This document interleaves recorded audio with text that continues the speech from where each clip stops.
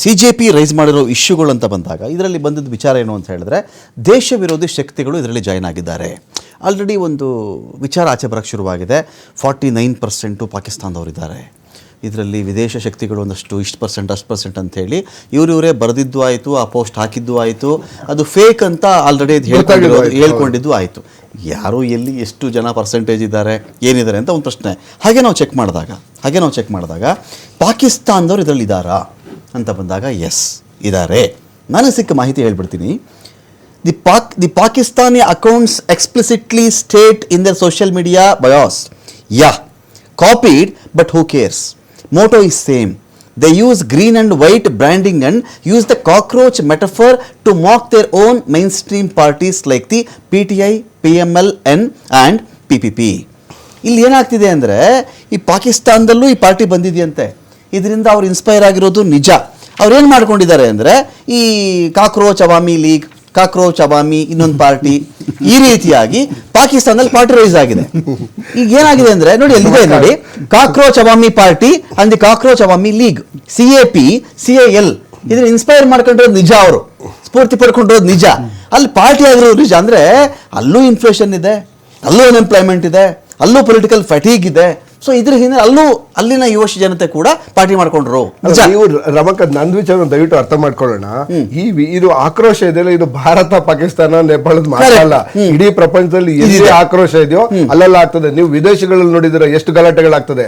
So ಆಕ್ರೋಶ ಅನ್ನೋದು ಯಾವುದೇ ಆಳುವ ಸರ್ಕಾರ ಅವರ ಸಮಸ್ಯೆಯನ್ನ ಕೇಳಲಿಲ್ಲ ಅಂತಂದ್ರೆ ಅವರ ವಿರುದ್ಧ ಹೋರಾಟ ಮಾಡೋದು ಅವ್ರ ಹಕ್ಕು ಅಂತ ಹೇಳಿ ಅದು CJP ಇದನ್ನ ಇನ್ಸ್ಪೈರ್ ಬರೋ ಪಾಕಿಸ್ತಾನದಲ್ಲ.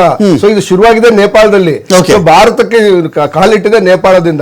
ಅಂದ್ರೆ ಏನು ಭಾರತದಲ್ಲಿರ್ತಕ್ಕಂಥ ಸಮಸ್ಯೆಗಳ ಬಗ್ಗೆ ಸೊ ಯಾವ ಓನರ್ಶಿಪ್ ಅನ್ನು ಯಾರು ತೆಗೆದುಕೊಳ್ಳೋದಿಲ್ಲ, ಅವಾಗ ಈ ರೀತಿ ಇದನ್ನು ಪಾಕಿಸ್ತಾನ ಬೆಂಬಲಿತವಾದರೆ ವಿದೇಶಿ ಶಕ್ತಿಗಳು ಭಾರತವನ್ನು ಇದು ಬಿಜೆಪಿ ಇದನ್ನ ಏನ್ ನರೇಟ್ ಮಾಡ್ತಾ ಇದ್ದಾರೆ ಅಂತಂದ್ರೆ, ಯಾವಾಗ ಅವರ ವೈಫಲ್ಯ ಜನತೆಗೆ ಗೊತ್ತಾಗ್ತದೆ, ಯಾವಾಗ ಜನರು ಅವರ ಬಿಜೆಪಿಯ ವೈಫಲ್ಯಗಳನ್ನ ಪ್ರಶ್ನೆ ಮಾಡಕ್ ಶುರು ಮಾಡ್ತಾರೆ, ಅವಾಗ ಆಟೋಮೆಟಿಕ್ ಆಗಿ ಈ ರೀತಿಯಾದಂತ ಒಂದು ಚರ್ಚೆಯನ್ನು ಹುಟ್ಟಾಕ್ತಾರೆ. ಒಂದು ಯಾರನ್ನ ಪ್ರಶ್ನೆ ಮಾಡಿದ್ರೆ ಆಂಟಿ ನ್ಯಾಷನಲ್, ದೇಶದ್ರೋಹಿ. ಮೋದಿ ಅವರನ್ನ ಪ್ರಶ್ನೆ ಮಾಡಿದ್ರೆ, ನೀಟ್ ಎಕ್ಸಾಮ್ ಅನ್ನ ಪ್ರಶ್ನೆ ಮಾಡಿದ್ರೆ ದೇಶದ್ರೋಹಿಗಳು. ನೀಟ್ NTA ಅಧ್ಯಕ್ಷ ಹೇಳ್ತಾರೆ, ಯಾವ್ದೋ ಬಿಡ್ರಿ ಒಂದು ಎಕ್ಸಾಮ್ ಆಗಿದೆ ಇನ್ನೊಂದ್ಸರಿ ಮಾಡ್ತಾರೆ ಅಂತ ಹೇಳಿ. ಅಂದ್ರೆ ಇವ್ರು ಹೇಗೆ ಯಾವ ರೀತಿ ಹೇಳ್ತಾರೆ ಅಂತಂದ್ರೆ, ಒಂದು ಮಗು ತೀರೋಗಿದೆ ಅಂತಂದ್ರೆ ಆ ತಂದೆ ತಾಯಿ ನೋವು ಬಗ್ಗೆ ಯಾರು ಮಾತಾಡಲ್ಲ. ಇದು ಬಿಡಿ ಇನ್ನೊಂದು ಮಗು ಮಾಡ್ಕೊಳ್ಳಿ ಅನ್ನೋ ಒಂದು ಕೆಟ್ಟ ಮನಸ್ಥಿತಿಗೆ ಬಂದಿದ್ದಾರೆ ಅಂತಂದ್ರೆ ಬಿಜೆಪಿ ಅವರು ಆಂಟಿ ನ್ಯಾಷನಲ್ ಅಂತ. ಸೊ ಈಗ ಅವರು ಹೊಸ ಸೃಷ್ಟಿ ಶುರು ಮಾಡ್ತಾ ಇರೋದೇನು, ಇದು ಪಾಕಿಸ್ತಾನದ ಸಪೋರ್ಟ್ ಆಗಿದೆ. ಪಾಕಿಸ್ತಾನದ ಸಮಸ್ಯೆ ಸರಿ, ಪಾಕಿಸ್ತಾನ ನಮ್ಮ ಇಂಡಿಯಾದ ಜನರಿಗೆ ಪಾಕಿಸ್ತಾನ ಸಪೋರ್ಟ್ ಅವಶ್ಯಕತೆ ಇಲ್ಲ. ಯಾಕೆಂದ್ರೆ ಇಲ್ಲೇನೆ ಸರಿ ಸುಮಾರು 38 ಕೋಟಿ ಅನ್ಎಂಪ್ಲಾಯ್ಡ್ ಇದ್ದಾರೆ, ಅದರಲ್ಲಿ 67% ಗ್ರಾಜುಯೇಟ್ಸ್ ಇದ್ದಾರೆ. ಈ ದೇಶದಲ್ಲಿ ಇರ್ತಕ್ಕಂಥ 38 ಕೋಟಿ ಅನ್ಎಂಪ್ಲಾಯ್ಡ್ಸ್ ಅಲ್ಲಿ 67% ಗ್ರಾಜುಯೇಟ್ಸ್ ಇದ್ದಾರೆ. ಅಂದ್ರೆ ಅವ್ರು ಯಾರು ಪಾಕಿಸ್ತಾನ, ಶ್ರೀಲಂಕಾ ಇವರಿಂದ ಇನ್ಸ್ಪೈರ್ ಆಗೋದು ಬೇಕಾಗಿಲ್ಲ, ಅವರೆಲ್ಲ ಆಲ್ರೆಡಿ ಗ್ರಾಜುಯೇಟ್ಸ್. ಈ ದೇಶವನ್ನ ರಕ್ಷಣೆ ಮಾಡ್ತಕ್ಕಂಥ, ಈ ದೇಶವನ್ನು ಶಕ್ತಿ ಅವರಲ್ಲಿದೆ. ಪಾಕಿಸ್ತಾನಿ ಶಕ್ತಿಗಳು ಸತತವಾಗಿ ಭಾರತವನ್ನು ಹೇಗಾದ್ರೂ ಮಾಡಿ ಕುಗ್ಗಿಸಬೇಕು ಅಂತ ಪ್ರಯತ್ನ ಮಾಡುತ್ತಿರುವ ಹೊತ್ತಲ್ಲೇ ಈ CJP ಹುಟ್ಟುಕೊಂಡು CJPಗೆ ಫಾಲೋವರ್ಸ್ ಎಲ್ಲ ಆ ಕಡೆ ಜಾಸ್ತಿ ಇರೋದು ಡೇಟಾ ಬಿಟ್ಬಿಟ್ರಲ್ಲ. ಒಂದು ಈ ಡೇಟಾ ಎಷ್ಟು ಅಥೆಂಟಿಕ್ ಅಲ್ಲ, ಇದು ಯಾರು ಪೋಸ್ಟ್ ಮಾಡ್ತಿದ್ದಾರೆ ಏನಕ್ಕೆ ಬೇರೆ ವಿಚಾರ ಅದು ದಿನೇಶ್ ಜಿ. ಸೊ ಒಂದ್ ವೇಳೆ ಪಾಕಿಸ್ತಾನ ಕಡೆ ಅವ್ರು ಆಗಿದ್ರೆ ಈ CJPಗೆ ಏನು ವ್ಯಾಲ್ಯೂ ಇಲ್ಲ ಅಂತನಾ, ಇದನ್ನ ಕನ್ಸಿಡರ್ ಮಾಡಬಾರ್ದು ಅಂತನಾ? ಇದು ಅಭಿಜಿತ್ ದೀಪ್ಗೆ ನೆನ್ನೆ ಒಂದು ಇಂಟರ್ವ್ಯೂ ಕೊಟ್ಟರು ಇಂಡಿಯಾ ಟುಡೇ ಅವ್ರಿಗೆ. ಅದರಲ್ಲಿ ಕ್ಲಿಯರ್ ಕಟ್ ಎಕ್ಸ್ಪ್ಲೇಷನ್ ಕೊಟ್ಟಿದ್ದಾರೆ. ಭಾರತದ ಸಂವಿಧಾನದ ಕೆಳಗಡೆ ನಾವು ಕೆಲಸ ಮಾಡ್ತೀವಿ, ರೂಲ್ಸ್ ಪ್ರಕಾರ ಪ್ರೊಟೆಸ್ಟ್ ಮಾಡ್ತೀವಿ. We won't go against the rules, we won't go against the ಸಂವಿಧಾನ. ಇದನ್ನ ಕಾನ್ಸ್ಟಿಟ್ಯೂಷನ್ ಅಂಡರ್ ಅಲ್ಲೇ ನಾವು ಎಲ್ಲಾದು ಮಾಡ್ತೀವಿ ಅಂತಾನೆ ಇಲ್ಲಿ ಕ್ಲಾರಿಟಿ ಕೊಟ್ಟಿದ್ದಾರೆ. ಮತ್ತೆ ಇದರಲ್ಲಿ ಇನ್ನೂ ಒಂದ್ ಏನಂದ್ರೆ, ಯಾಕೆ ಈಗ ಇನ್ನೂ ಒಂದ್ ಹೇಳ್ಬಿಡ್ತಾರೆ ಬಿಜೆಪಿ ಅವರು, ಇವರೆಲ್ಲ ವಿದೇಶದಲ್ಲಿ ಕೂತ್ಕೊಂಡು ಮಾತಾಡ್ತಾರೆ. ಧ್ರುವ್ ರಾಟೆ ಇರ್ಬೋದು, ಇವತ್ತು ಅಭಿಷೇಕ್ ದೀಪ್ಕೆ ಇರ್ಬೋದು, ಅವರೆಲ್ಲ ಹೊರಗಡೆ ಮಾತಾಡ್ತಾರೆ ಅಂತಾರೆ. ಹೊರಗಡೆ ಯಾಕೆ ಹೋಗಿ ಮಾತಾಡ್ತಾ ಇದ್ದಾರೆ? ಈ ದೇಶದಲ್ಲಿ ಏನಾಗಿದೆ, ಇದೇ ವಾಂಚಕ್ಕೂ 1500 ಕಿಲೋಮೀಟರ್ ಪಾದಯಾತ್ರೆ ಮಾಡಿದ್ಕೆ ನ್ಯಾಷನಲ್ ಸೆಕ್ಯೂರಿಟಿ ಆಕ್ಟ್ ಅಲ್ಲಿ 170 ದಿವಸ ತಗೊಂಡೋಗ್ಬಿಟ್ಟು ಜೈಲಲ್ಲಿ ಕೂಡ ಹಾಕ್ತಾರೆ. ಜೈಲಲ್ಲಿ ಕೂಡ ಹಾಕಿ ಆಮೇಲೆ 170 ದಿವಸ ಆದ್ಮೇಲೆ ಅಯ್ಯೋ ಇವನು ಇದು ತಪ್ಪಲ್ಲ, ನ್ಯಾಷನಲ್ ಸೆಕ್ಯೂರಿಟಿ ಆಕ್ಟ್ ಅಲ್ಲೇ ಅಲ್ಲ ಅಂತ ಬಿಡುಗಡೆ ಮಾಡ್ತಾರೆ. ಅಂದ್ರೆ ಒಂದು ಯಾವುದೇ ಒಂದು ಹೋರಾಟನ ಈ ತರ ಘೋರವಾದ UAPA ಕೇಸ್ ಆಗ್ಬೋದು, NSA ಆಗ್ಬೋದು, ಇಂಥ ಕೇಸ್ಗಳು ಹಾಕಿ ಕುಗ್ಗಿಸ್ತಾ ಇದ್ದಾರೆ. ಮಾಡಿದ್ದಾರೆ. ಅದಕ್ಕೆ ಇವತ್ತು ಯೂತ್ಸ್ ಏನಾಗಿದ್ದಾರೆ, ಬ್ರೈನ್ ಡ್ರೈನ್ ಆಗಿದ್ದಾರೆ.